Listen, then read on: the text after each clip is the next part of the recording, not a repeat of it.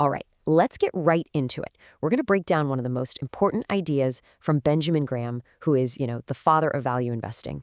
It's this one single concept that, once you really get it, it completely changes how you look at the entire world of finance. So, are you an investor or a speculator? I mean, it seems like a pretty simple question, right? But here's the thing.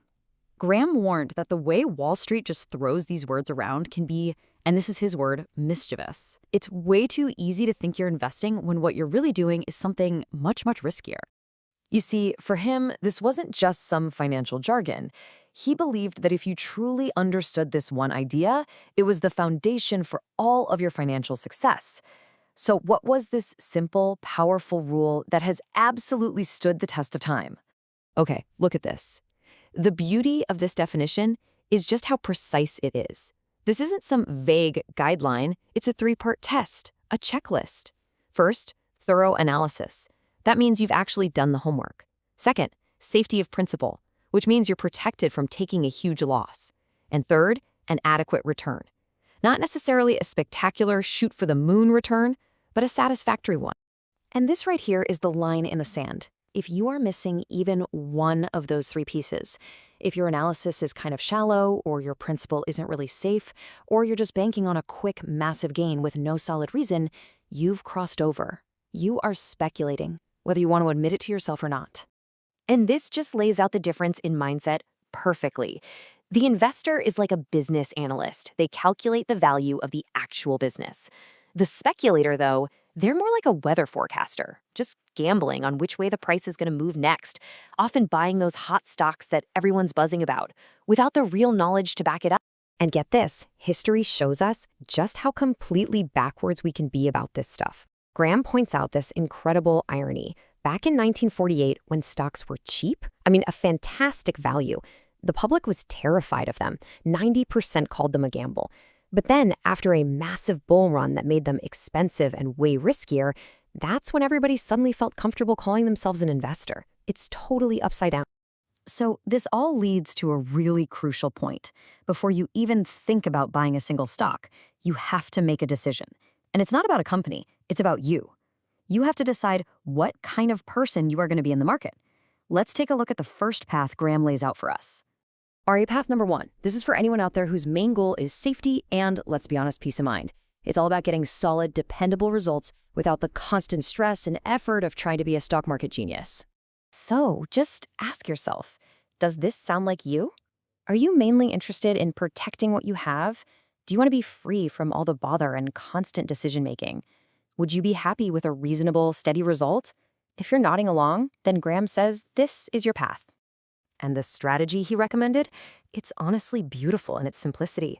He just advised keeping a simple balance, say 50-50, between high-quality bonds and a diverse mix of big, leading stocks. This isn't about picking winners. It's about owning a piece of the whole pie. But here's the genius part. This rule, it's not really about the numbers. It's about protecting you from yourself. Graham said you should never have less than 25% or more than 75% in stocks or bonds. So when the market is flying high and you feel that greed kicking in, the rule keeps you from going all in. And when it's crashing and you're terrified, it stops you from selling everything. It basically automates your discipline.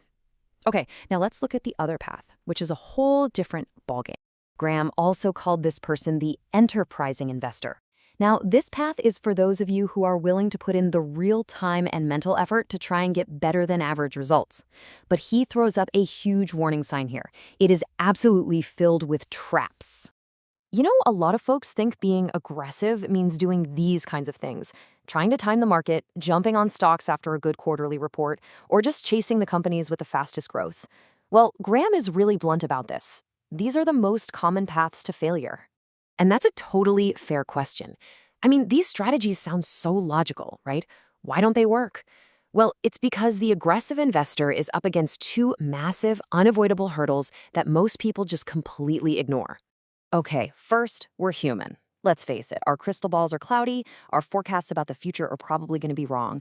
And second, and this is a big one, you're not playing this game in a vacuum. You're competing against thousands of other super smart, well-informed professionals. So by the time you hear about a great growth story, all that greatness is almost certainly already baked right into the stock's price. So if chasing all that popular stuff is a trap, what's the real answer? What does a true aggressive investor actually do?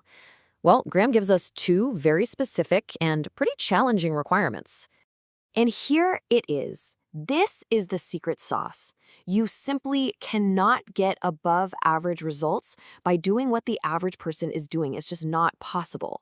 You have to find strategies that are built on a solid foundation of value, but, and this is key, are currently being ignored or even disliked by the wider market. And Graham doesn't sugarcoat it. He basically says, listen, this is going to be hard.